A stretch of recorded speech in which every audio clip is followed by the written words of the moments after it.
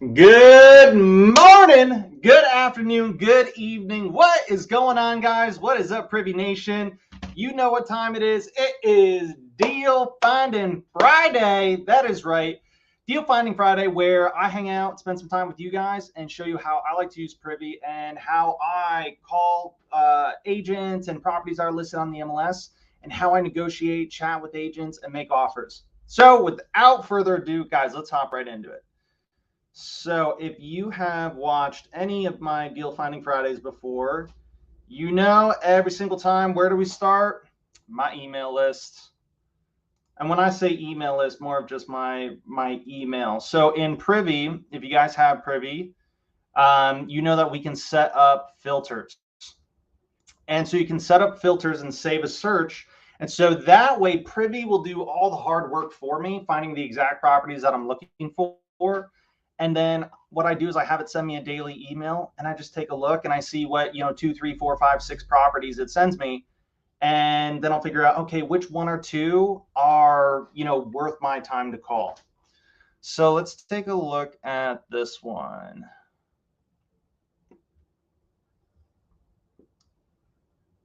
All right, this is Pine Lake Drive in St. Cloud. Let's see where. Okay, South Orlando. So I do a lot in the Orlando market. This is just a little bit on the south side. It's a little bit kind of further out there for my buyers, but I still might have some people that'd be interested. So let's see. So what I'm looking at, love this. So I'm looking at, hey, what indicators are there of any motivation? Now, number one, right here, I'm not seeing any pictures. Usually, if they only have one picture on the outside of the house, it's because the inside doesn't look too good. The other thing is I'll take a quick peek at the notes. So sometimes they're really subtle, but it's a clue. So, they talk about, hey, it's a home to make your own. Don't look any further. 3-2, right? So everything here is like, okay, they're looking for just your standard, home buyer, someone that's going to live in the property. But then it says, with your personal renovations, this will become an awesome investment, rental or primary residence. So what does that tell me? They are inviting me to make a call on this property. So, and guys, price is like the last thing I look at. It just got listed. Let's take a real quick peek at comps. I just click on the comps button. It brings me down here. Go to settings, select all, then click save. And then let's see. And what I like to do is I like to just get a general idea of what are the price points in this neighborhood, right? Because if I were to take a look here and all I'm seeing is price points at like $100,000, right? Then I know, okay, this we might need to get a price reduction. But I'm really liking what I'm seeing here. So I'm seeing a lot of stuff in the mid to high threes, from basically 350 to 450. That's really good for us. And I'm just curious. I just want to get a real quick idea.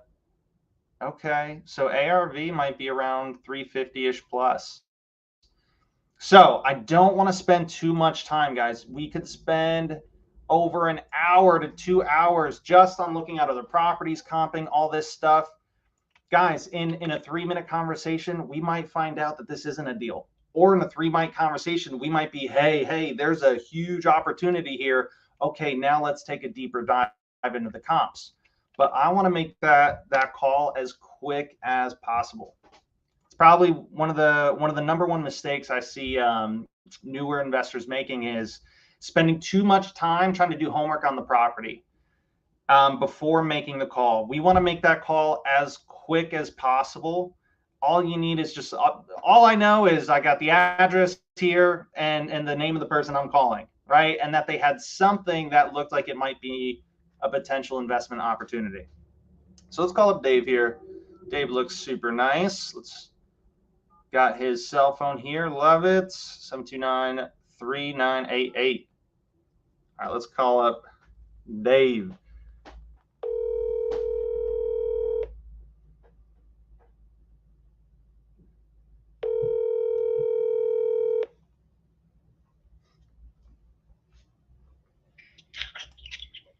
Dave. Hey, Dave, it's Nathan. How you doing? Hey, I'm doing good. How are you?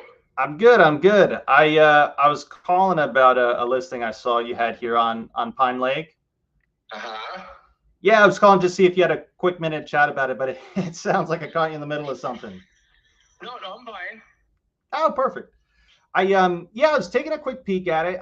Really like the property, really interested in it. I'm looking at it as a potential investment opportunity, and I was wondering if you could just tell me a little bit about the property and anything in particular that you think might be important for someone like me to know. Well, the home, I mean, as you can see in my remarks and stuff, the home needs, of course, needs work. It needs, some type of renovation. It's basically a fixer-upper. It's been sitting vacant for a little while. Okay. The owner is elderly. He's now in an assisted living center. Okay. So when I did the comps, I adjusted everything, based on renovations. So I thought, depending on, of course, who the investor is or whomever's going to put the money into it, some have their handyman all ready to go and stuff like that. But it's going to need, my thoughts are, of course, it's going to probably need a new roof. Okay. It's not leaking at this point, we're not aware of, but I just know based on, and that's why I did cash, based on, any type of lender, they're going to want or insurance company, they're going to want a new roof on the house. Okay. So I based it on a new roof. Basically, it's going to need new flooring, interior paint, exterior paint. My concern is I'm not sure throughout the home. I noticed a while back there are a few spots in the home with a little bit of mold. I didn't see nothing drastic, but there are spots that have mold. So if someone's going to want to go in there and just take a look at it probably with an inspector and say, okay, here's where this should be cut out. Okay. The mold. Got it. Yeah. Again, that's something I think someone just needs to do on their own to make sure that's, making sure it's going to fit their needs. Renovation wise, again, you're going to probably want to update the kitchen. The AC is not working. Let's see what else. As you can see by the photos, the landscaping just needs to be trimmed up and cleaned up really well.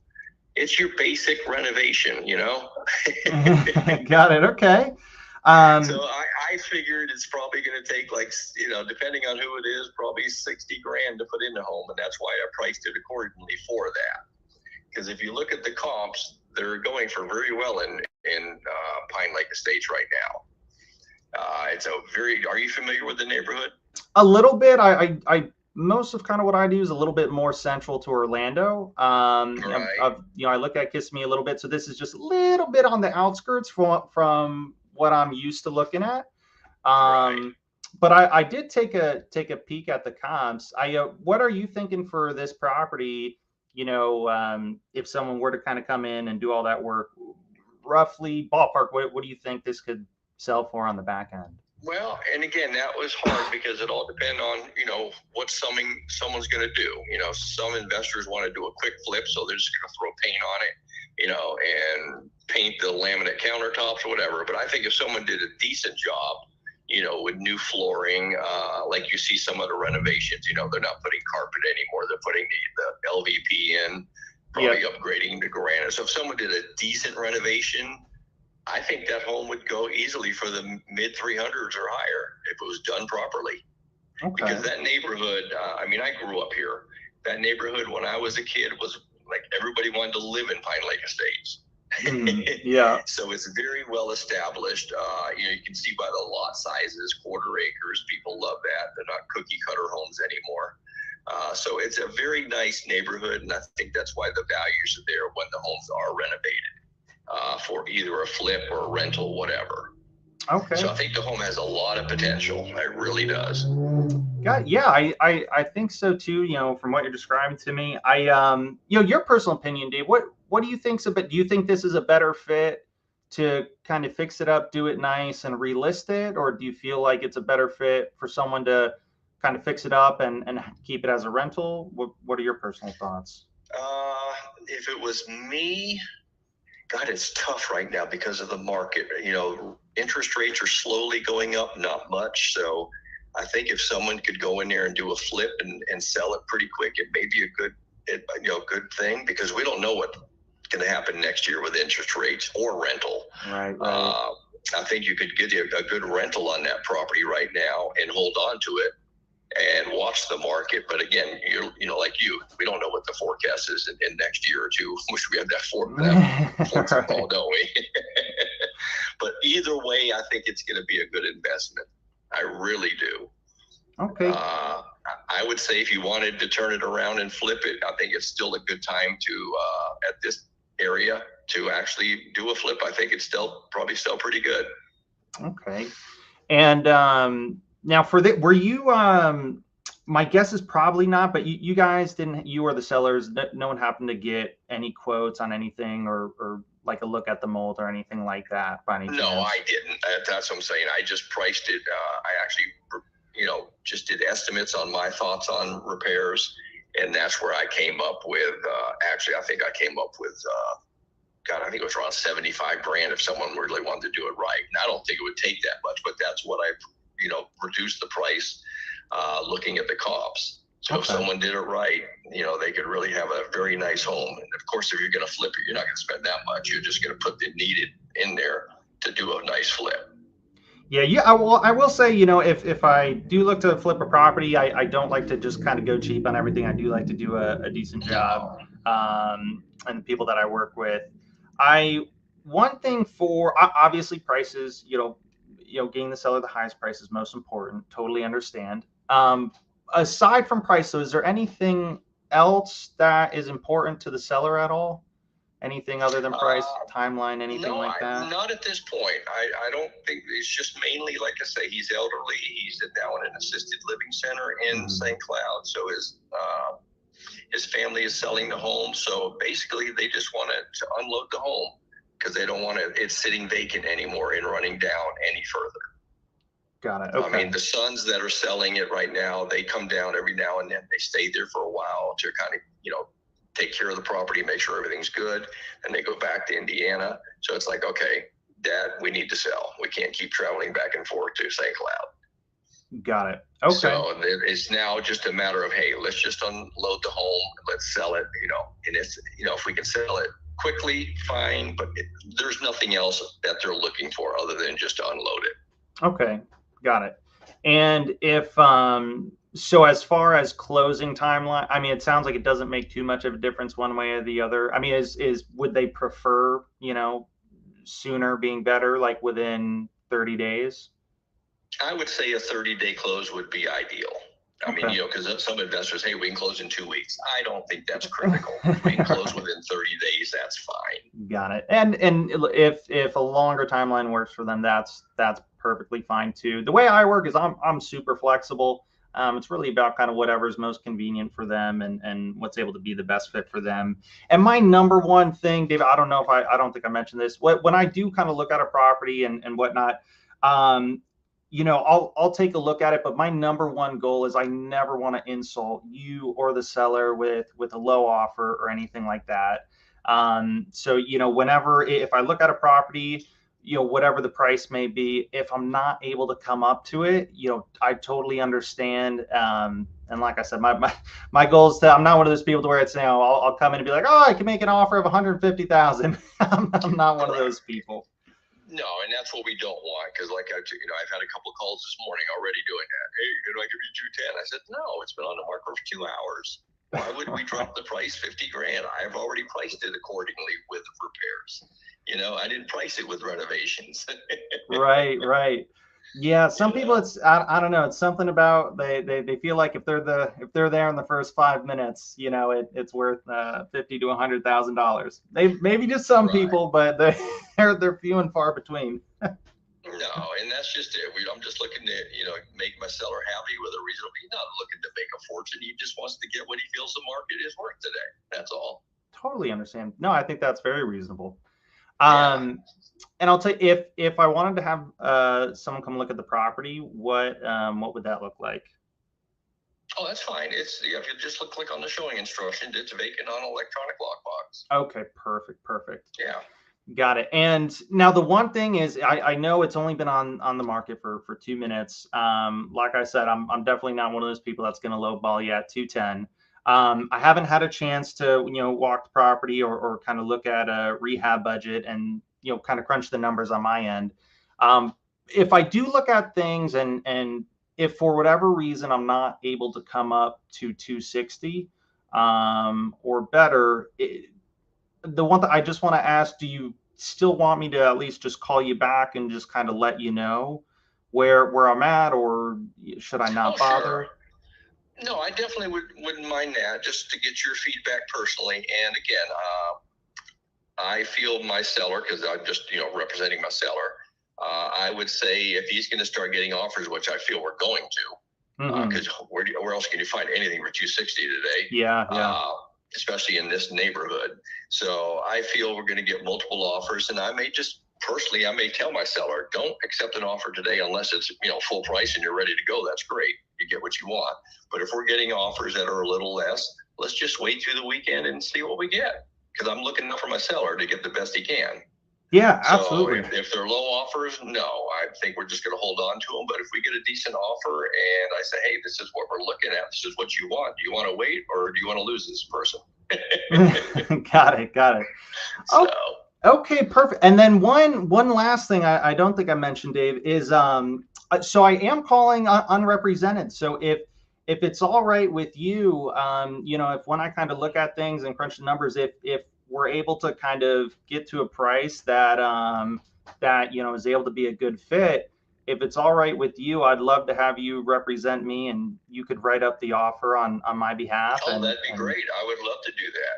And, I would love to, work with both you and the seller and make sure everything goes very smoothly.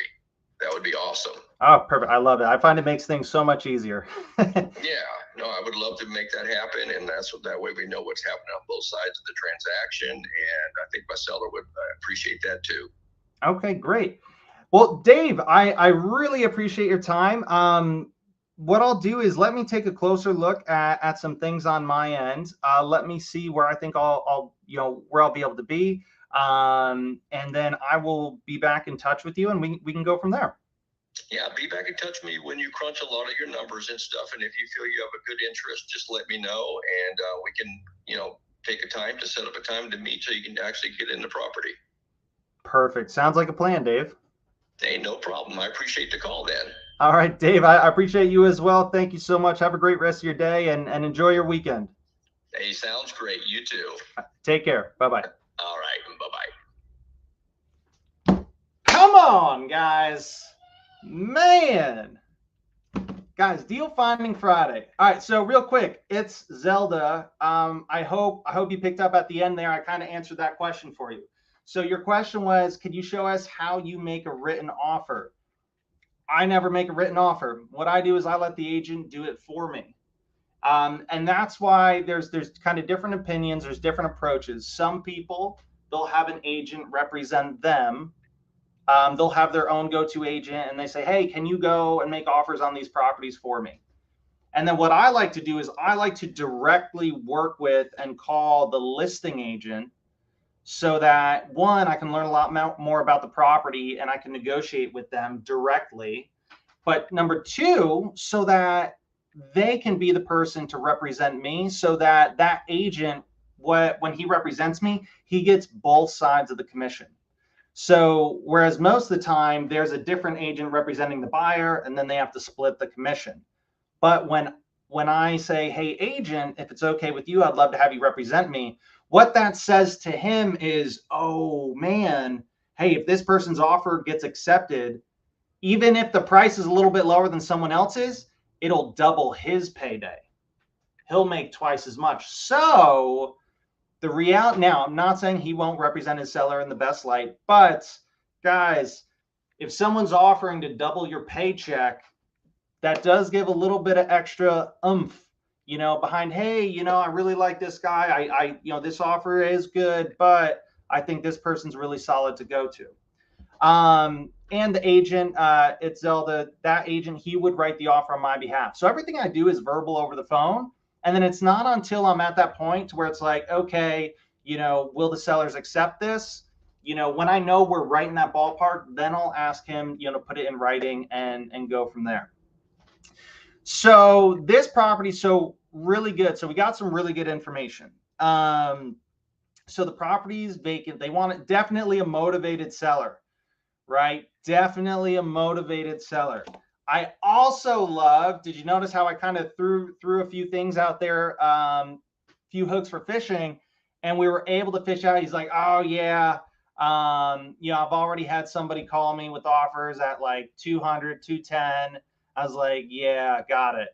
Right? I love that because those people are calling and they're doing the low anchoring for me. I don't even have to do it. I don't have to anchor low. Somebody else already did it for me.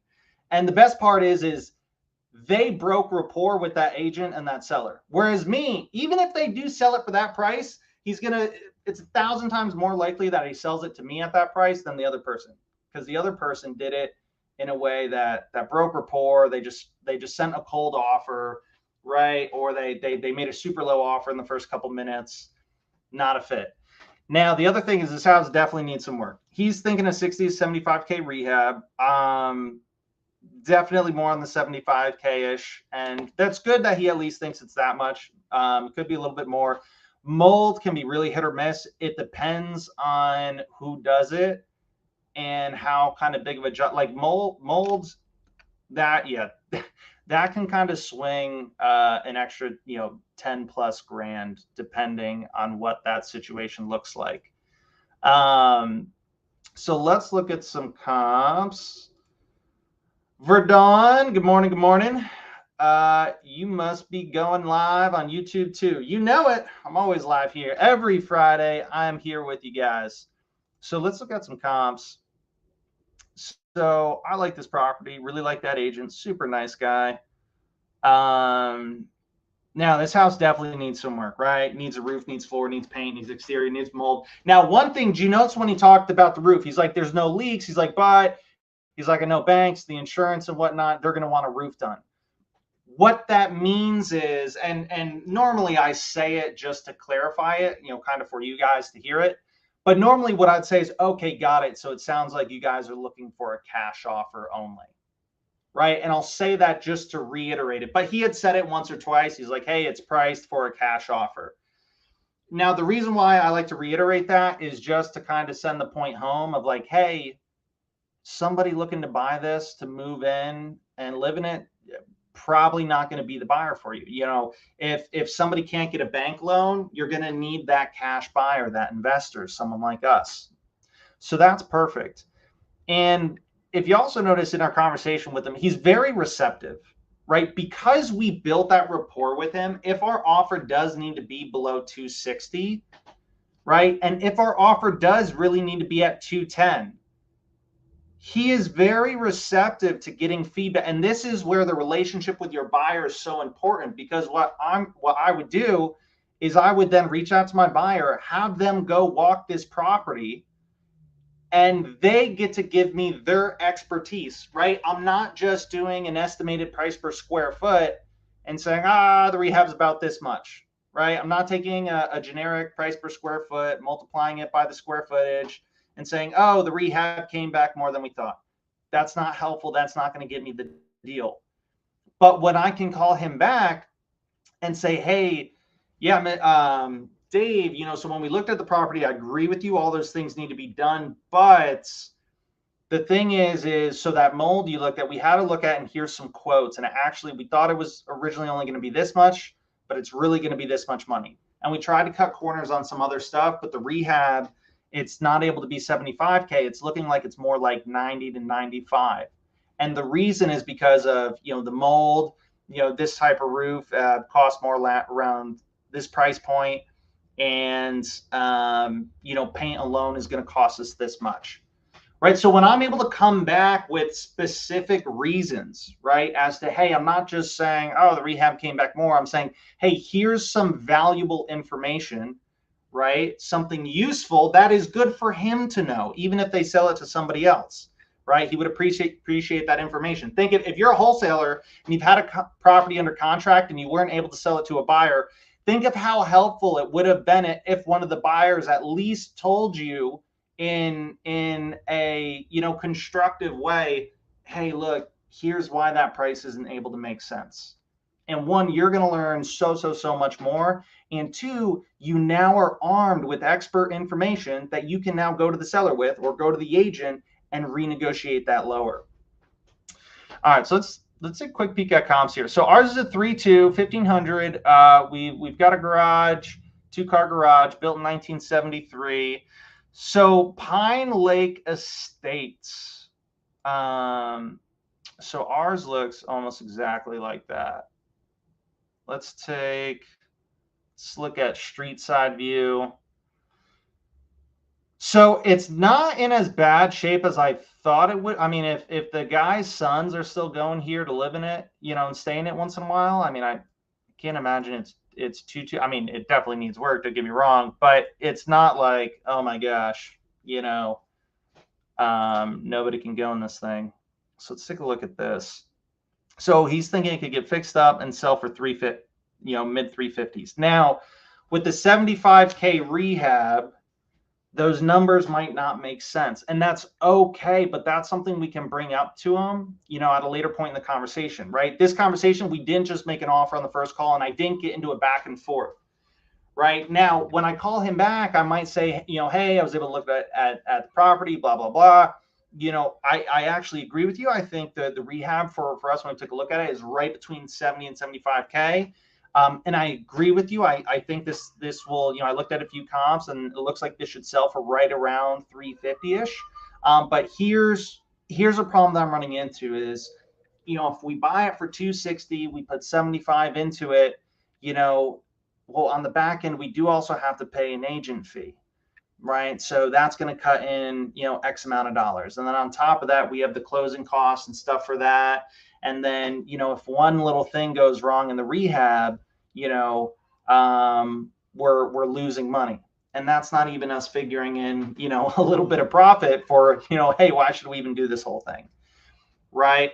And so that's the conversation you can have with the agent rather than well, you know, with the 75K rehab, that won't make sense because we got to pay X amount, you know, for an agent, this and that.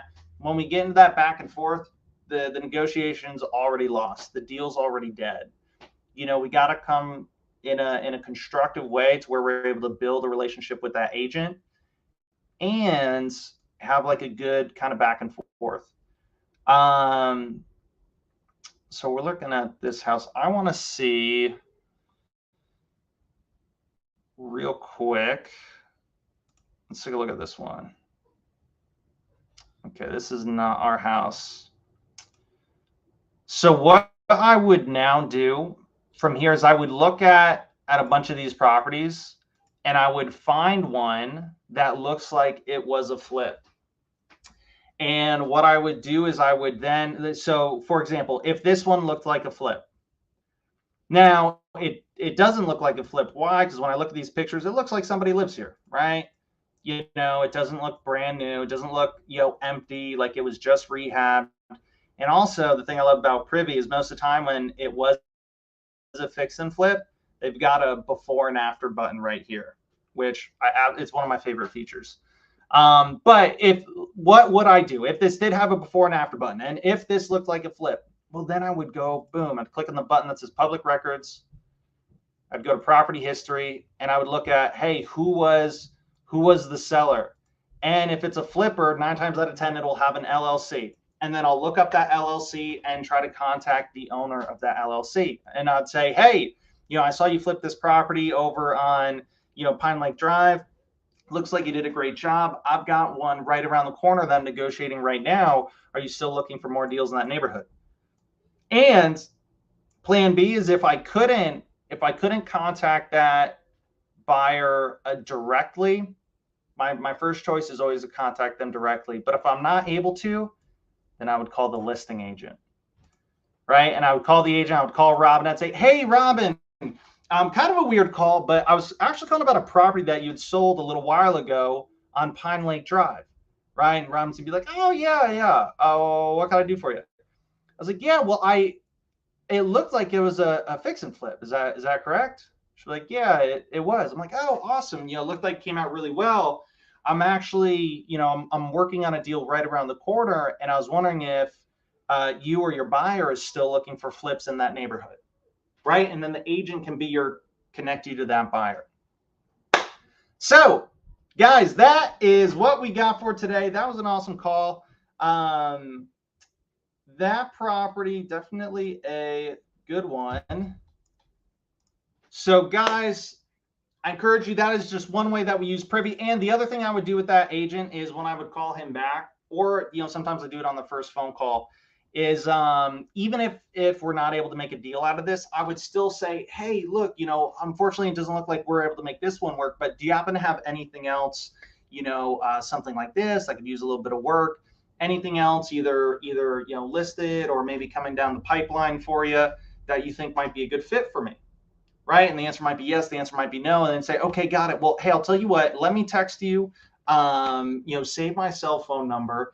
And, I'd love to keep in touch with you if that's all right with you, maybe shoot you a text, once in a while, just to touch base. And, when something does come your way, love to take a look at it. I could let you know exactly what I'm able to pay, before you even have to go through the whole process with them. And if we're able to make it work, great. And if not, that's totally okay too. But typically when agents work with me, even if it's a fixer-upper, the way I kind of structure things is you guys are able to make more money than if you were to list it. So yeah, whenever you get something that you think would be a good fit for me, love to chat again. Right? And then I'd get off the phone, I'd send them a text message, and then I would follow up with them. Right? Because it's all about that relationship. The best thing about real estate agents is it's not about just that one deal. An agent can be worth 100 deals to you. So that's why the relationship is so, so important. But guys, that is all I got for you today. Man, that was all 30 minutes. We found a smoking opportunity in under 30 minutes. Guys, have an amazing rest of your Friday. Have an amazing weekend. If you would like to learn more about kind of what we do, how we do deals, our whole process, what that looks like, how we're able to find these buyers, how we're able to get them to look at properties and let us know exactly what they're able to pay before even making the offer. If you guys want to learn more about that, guys, go to painlessflipping.com. There's a free masterclass that we do on Thursday. It's live. It's not partially free. It's totally free. And we go from A to Z and explain everything about how we are doing real estate. And it is by far the fastest, most effective way, especially to doing your first deal. If you're in the beginning stages, oh my gosh, beats any kind of paid marketing out of the water. So if you guys want to learn more, go to painlessflipping.com. It's totally free to sign up. I'll see you guys on Thursday. Otherwise, have a great weekend. Be safe. Take care, guys.